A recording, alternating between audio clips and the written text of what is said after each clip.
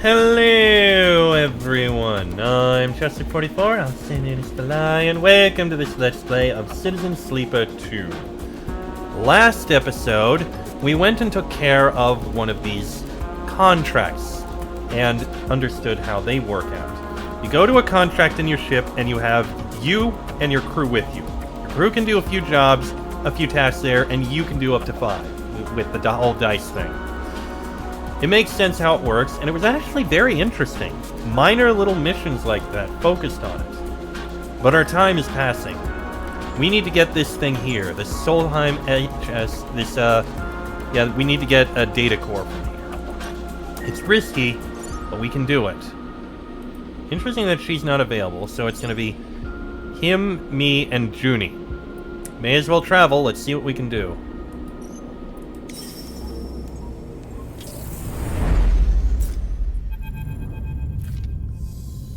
The Solheim Derelict fills the cockpit windows, all twisted plates and skeletal strutwork. You watched it in horror and fascination as Seraphin completed the approach, both of you silent in the presence of this decaying beast. Now, as you settle beside it, Seraphin is the first to break the silence. This thing is already dead. He shakes his head. It's a corpse, Sleeper. He nudges the ship closer, looking for a place to dock. I touch this thing too hard, it'll crumble into dust. Well, let's not do that. Seraphin does a little mock salute. Aye, aye. Any other tips? Take us there, that's the bridge. Junie points towards one end of the ship, and both you and Seraphin turn around, having forgotten she was even in the cockpit. She hasn't said a word since you departed. She glances at both of your bemused faces. What? Sorry, that's where we need to go. She stops pointing. Seraphin nods towards Junie. Yeah, she's not wrong, Sleeper. The bridge would be a good start. Assess the wreck first. Junie settles silently back into her seat. She looks away out of the cockpit, and you are unsure if she is upset or just embarrassed. Carefully, Seraphin brings the ship close to the derelict and guides it along the hull. The rig's lights ripple over the broken surface, finding gaps and cracks everywhere. Seems remarkable that the derelict is still held together. Shit! Seraphin hisses as a huge spinning piece of debris drifts in front of the cockpit. He pushes the rig down beneath it, squeezing debris between the debris and the hull, and as he does so, an ear-splitting screech signals the rig scraping across the derelict's skin. You freeze for a moment, waiting for the breach sirens to sound, but the moment passes and you relax. You glance at Seraphin. His face betrays no emotion. This isn't safe. Seraphin shakes his head. I'm going to find somewhere better to settle the ship, then we need to suit up and work our way along the hull on foot. You look back at Junie and see her still in her seat, eyes wide. You okay? Junie looks at you and there's a sudden unfamiliar hardness in her eyes that surprises you. Then a moment later it's gone and her gaze softens. I'm okay. She smiles a flat smile. Don't worry. Seraphin brings the ship away from the derelict's hull an inch at a time, then slowly brings it round to settle close to a mostly intact hull plate. This section is fairly free of debris. He nudges the ship a little closer. We should be good to hold here. Seraphin unclips from his seat and you and Junie follow suit. As you all glide down towards the airlock, Junie silently follows. You can't help but feel judged. As you reach the airlock, Seraphin begins suiting up. If we are lucky, that little collision hasn't started a cascade that will end with this place coming apart under our feet. Seraphin violently kicks his legs into a set of EVA trousers, clearly irritated by his own carelessness. It wasn't your fault. Seraphin shoots you a look. Fault isn't going to matter when we are floating off into the black. This is a delicate job, Junie says quietly, almost to herself. The data core will be fragile. She casts a furtive glance in the direction of you and Seraphin. Very fragile. Understood. Junie nods appreciatively. The rest of the preparation process takes place in tense silence, each of you considering the delicate job ahead. You suit up too. Though you don't need a helmet to breathe, you slide one on and lock the seals for protection. This wreck isn't going to give up its salvage easily. The core should be near the bridge, maybe even inside it. look, there's a lot of wreck here, and there might be a good salvage tucked away inside in the cargo hold. Once the suits are on and the seals are checked, you cycle the lock and stare out at the vast expanse of the twisted hulk before you. Time to go to work. So let's see. Corroded airlock for bridge entry. The airlock on the Derelict is rusted shut. Opening it up is necessary to enter and investigate the wreck's bridge. There's lock dissection. It will take longer, but cutting away the lock layer by layer is the safest way to make it through. Or force the lock. Forget being delicate, the clock is running on the contract, and forcing the lock is the fastest way to gain entry. Well, engineering isn't gonna work. We've also got depressurized bay. Getting into the cargo entry means breaking through the shattered remains of the aft hull. There are layers and layers of broken hull plates blocking the cargo doors. This will require some heavy work. Or find an access point. There has to be a way in amongst the shattered hull. Searching will be slow, but at least the Derelict will remain stable.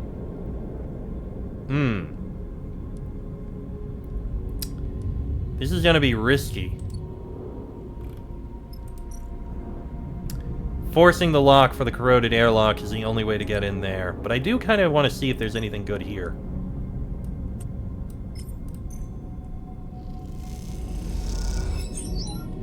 Okay, I can get in fine.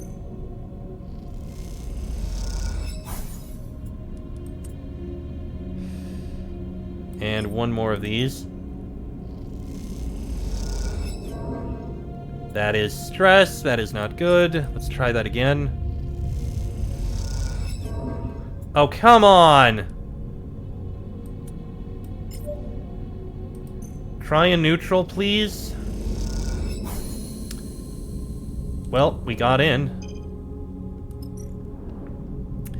Countless vast bays extend from here deep into the Derelict. Scanning and mapping each one will allow you to navigate them safely. Okay. That's something we can actually do without too much problem. Through some careful triangulation, a 3D map of the layers of the bays is slowly built piece by piece. And one more. There we go. The bays are mapped, and it seems that the deep parts of the ship are in surprisingly good condition. Deep inside the Derelict, there are masses of intact scrap. This is valuable material, but it is also what's holding the ship together. That sounds worrying. For now, though, I'm going to do a rest. Hopefully we'll get some better rolls so we can get in. Oh god, Seraphin, what the hell? Your rolls are terrible.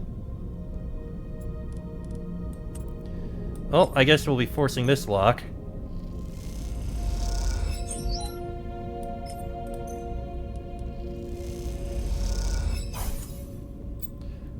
The contract stress has triggered a crisis. A crisis will add 1 contract stress per cycle unless resolved at the crisis location.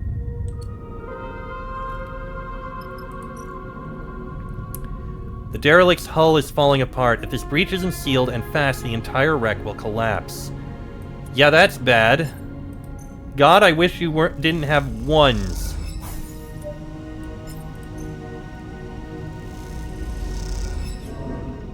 Oh, this is going poorly.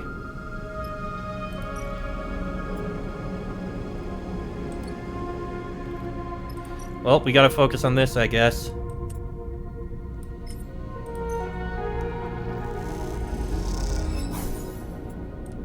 I don't really have much of a choice. You know what? Do a push. That's actually pretty good. Well, better anyway. This one we might be able to get bridge entry. Derelict stress again, but the lock is open. The bridge of the Derelict lies silent. The pale beams of your suit lamps catch rows of terminals and clouds of glittering dust. Wires wave like seaweed, and the whole scene appears as if underwater. Chaotic, but still. Junie glides past you, disturbing the dust and taking you by surprise as she does. She's been a stoic presence so far, but in this moment she seems drawn forward by some force of curiosity. You watch as she bats away debris and begins checking terminals. What are you doing? Junie doesn't seem to hear you, or at least is ignoring you. She is already prying an access panel off one of the more intact-looking terminals. As she does, puffs of rust color the vacuum around her red. Approach her. She turns back to the terminal and finishes prying off the plate. Then quickly she reaches inside, fishing around for something. Her hand comes back out with a waving cable topped with a thick connector. As soon as she sees it, she slips a keyboard-sized deck out from somewhere on her person. She runs her hand across the back until she finds the right port and slots in the connector. All of this happened in a few seconds, the routine practiced and precise. It is hard not to be impressed. Not your first Solheim ship. She glances at you, a nervous look on her face. Does she think you are accusing her of something? She shakes her head and goes back to her work. Junie's fingers dance across the deck's keyboard and a burst of static lights up the Solheim terminal screen. The sudden burst of light and color takes you by surprise. Junie's fingers tap away, the terminal screen flashing with blocks of color and lines of code. It buzzes and vibrates, its long-dead systems forced back into chaotic life. Then all at once it goes dark.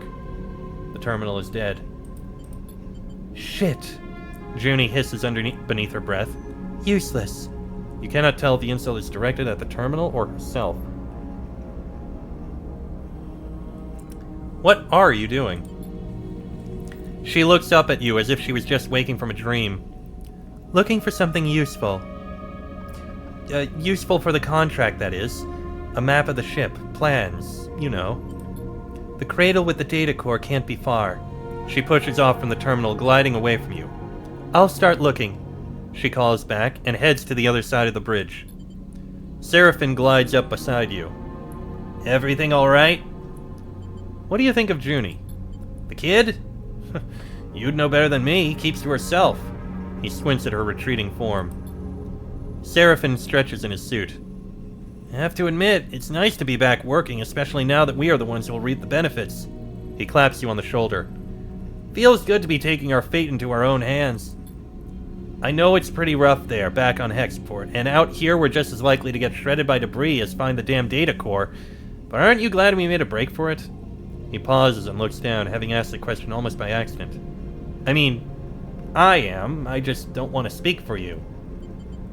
I'm glad too. You better be. I didn't give up that little dark side cupboard I was living in for nothing. Look, Seraphin checks his suit's wrist seals. Once we've got a bit of space behind us, once we've gone the distance, if we even manage to get that far, don't feel you owe me. I'm no charity case. You want us to go our separate ways? Fine by me. He meets your eyes. Just do me the favor of telling me to my face. That won't happen. Seraphin nods but doesn't respond. After a moment, he shines his torch out into the dark, checking the rows of terminals all across the bridge. You watch the glittering dust as it eddies in the beam. Let's get to it. You watch as he crosses the bridge, his torch probing the dark corners. You feel a chill run through your body as you imagine the people that once ran this ship. The Solheim crew, surely long dead. What was it like here before the collapse, when the system was the jewel in Solheim's crown? It's impossible to know. That history is lost to you now. All you can do is pick what you can from the ruins. Derelict Bridge. So we can reboot the system. Rather than hunting old pathways, rebooting selected sections of the ship's systems might reveal the data core's location as it responds, or track the pathways. One way to find the ship's data core is to systematically track the old pathways through the derelict in hope of finding one that connects to it. The bridge and the data core must be connected, but in a wreck as big as this, tracing a connection is a challenge. Well, you can reboot the system, that's a positive. That helps a little. Junie, I'm not going to let you use that. We're already in a risky situation. End of the cycle.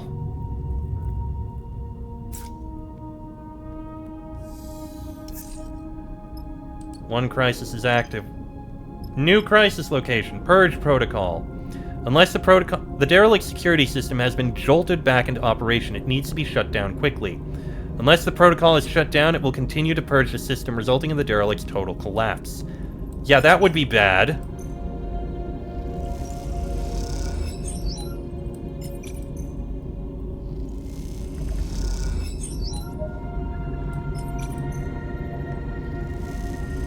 Okay, that got rid of that. That won't be bothering us anymore. Can we do anything here?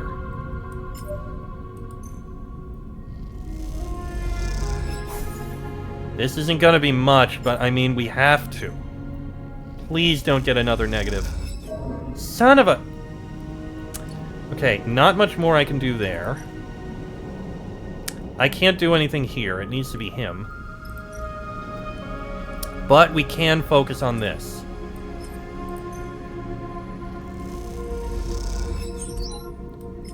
So that's what I gotta focus on here.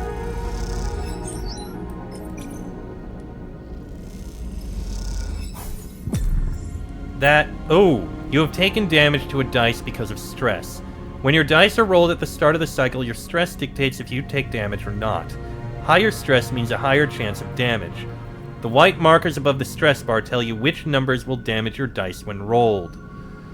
Each dice has 3 dice health. When this is depleted, the dice will break and must be repaired to be used normally. When at a hub, you can reduce stress at the rig bunks location. The markers above the stress bar... Oh, those markers! Typically, broken dice cannot be used. However, on safe difficulty, they can and are counted as a 1. If you have many broken dice and feel stuck, consider switching to safe in the pause menu to give yourself a chance to recover. Alright, roll this one. Alright, we gotta do another rest. End the cycle.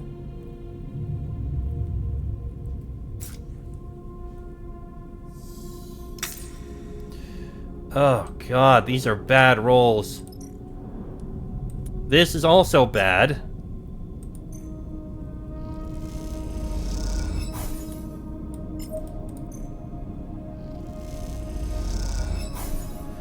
Well, you're trying to seal the breach, but I can't really do anything else. Alright, reboot the system some more.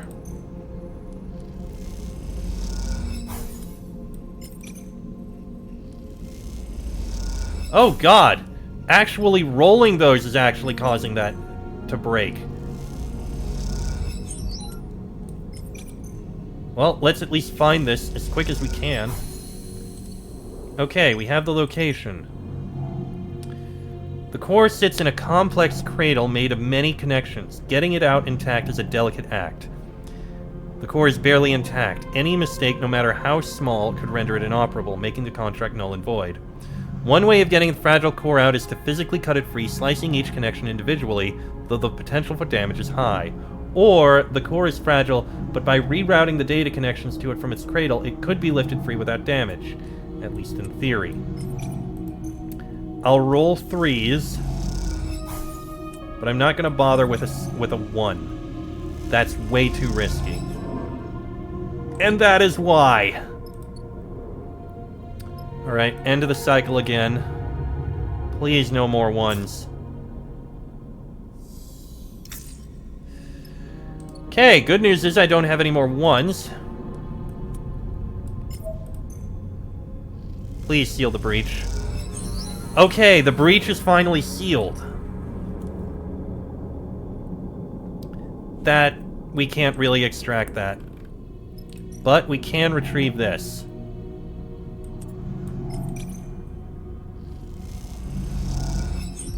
Junie, you can do a roll as well. Working on the cradle, not the core, it is possible to isolate and redirect multiple connections at once. We're almost done. It's over, the work is done. You watch nervously as Junie guides the core out of the cradle. A large ball, almost half your height in diameter, it glides up out of the framework that held it, connections waving, loose and cut. Her breathing comes through the suit's comms, loud enough to be picked up, and it fills you with tense energy as you watch. Over the course of this job, you have seen Junie both focused and distracted, nervous and precise, but you have not seen her any more confident than in this moment now. She floats beside the data core, handling it with care and skill, as if it was the vast egg of some endangered bird. She glances up and sees you watching her, and you notice something unfamiliar in her eyes. Something that you have perhaps seen in a passing moment before, only now it is no momentary lapse or change. It is set in place. You see determination. She guides the core a little away from you with one hand, and at the same time comes forward, almost placing herself between you and her prize. and it does seem to be hers in the way she handles it, the possessive way she screens it with her body. "We need to talk." The statement comes flat and deadpan, any nervous tremble gone. "Right now." What are you doing? "Sleeper, I want to be honest with you, but I need to know you won't take this from me." Junie glances around the cradle defensively, but Seraphin is already heading back to the ship to prepare the cargo bay for the core storage. You two are alone. "Tell me, and we'll see." "Fine." She folds her arms. "But it's staying with me. Karsten doesn't deserve this treasure, Sleeper." Junie glances over her shoulder at the core. "Do you know how many of these are left intact?" She shakes her head. "And all he wants to do is wipe it clean so he can use it to interface with Hexport. All that data. Gone." "So what do you want?" "I want to extract the data, to make use of it." You see some genuine emotion flicker in her eyes. "After extracting the data, the core will be unstable. There's a security system that will fry it if data duplication is attempted. I can delay the security response long enough to copy the data, but after that..." "You've done this before." "Yes. This is why I came. Look at this place, Sleeper." She gestures to the cradle room, a dark and twisted cavern of long-dead tech. "How many of these places are left? How many chances do we have to recover anything this old, this fragile? Like it or not, we live in Solheim's shadow, in their ruins, and yet we know almost nothing. What chance do we have of understanding how we got here when others like them, like Senatstad and Conway, are descending on this system?" "What can we learn from the core?" "I don't know, Sleeper. That is the point." She gestures around herself. "We could learn our history and how this system was settled. We could better learn the technology we build our lives on. We could uncover Solheim's crimes and seek to make amends." She looks at you with pleading eyes. "We could see beyond survival, towards something else." You have never heard Junie speak like this, and you realize what you have taken for nervousness was actually control. This, the person in front of you defending a decaying data core with their life, is the real Junie. But then you think of Lane, of the price he likely put on your and Seraphin's heads, and of the feed lines without which Hexport will be almost impossible. Is this even a choice? Explain about the feed lines. Junie listens carefully as you tell her about the deal with Karsten, the feed lines he offered you, and that both you and Seraphin are on the run. "Then I'll help you." Junie doesn't flinch. "We find another way to get those feed lines. Karsten is an idiot. I can hack his security and you can pull them out of there. Or... Seraphin looks tough. Maybe he can grab them? We can do it. We can do something." "Don't you work for him?" I have a feeling she doesn't. Junie glances away. "Look, I knew you wouldn't take me if... I might have misled you there. I knew he knew where the derelict was, and I heard your conversation. I've been keeping an eye on him. I know I lied, but I can help you. Let me strip the data from the core, and I promise to help you get the feed lines." She meets your eyes with intensity. It's a lot of information to take in at once. You need a second to think. This really is a tough choice. On the one hand, it is a contract that we were told to do. Bring him the core, and he'll give us the feed lines. But on the other hand, who knows what could be in that information? It could be something good.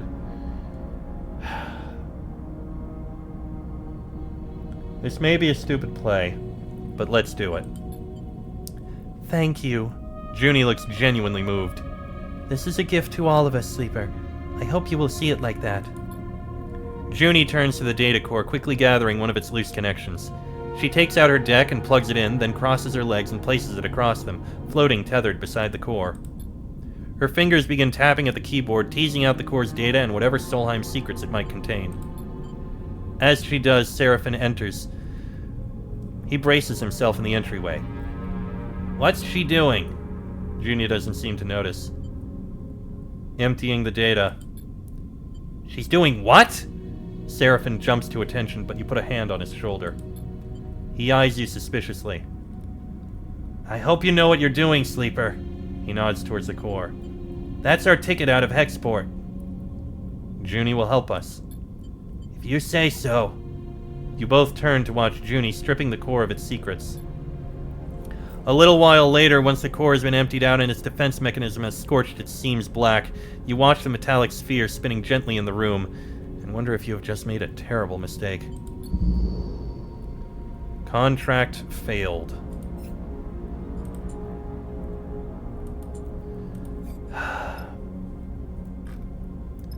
Well, we can look in the deep bays at least. This is gonna hurt. Well, raw scrap. A new crisis location is active, sure. Fuel leak. The Derelict's last surviving fuel reserve is burst and is leaking propellant throughout the ship. If it isn't cleaned up fast, things will get dangerous.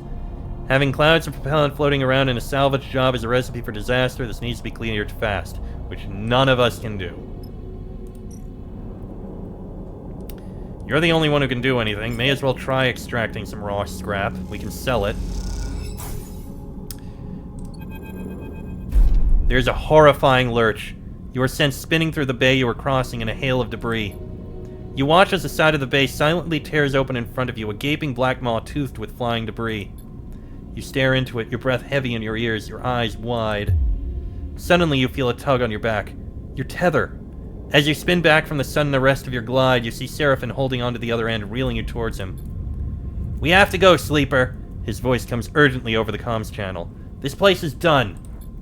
You both make your way up through the splitting derelict in silence, charting a path through what were once passages, but are now twisted tubes like the intestinal tract of some dead creature.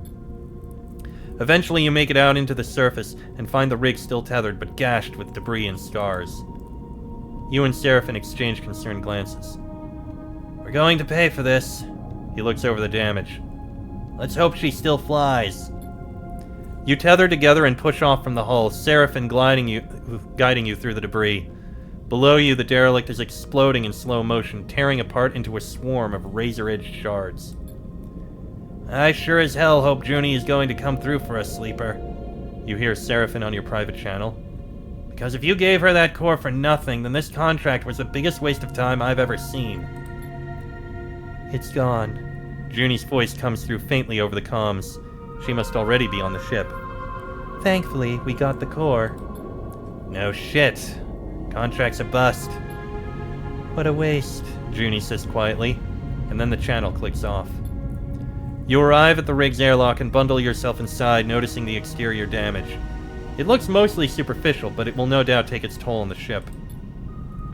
Once you are back in the cockpit, you look out at the derelict's shattered form.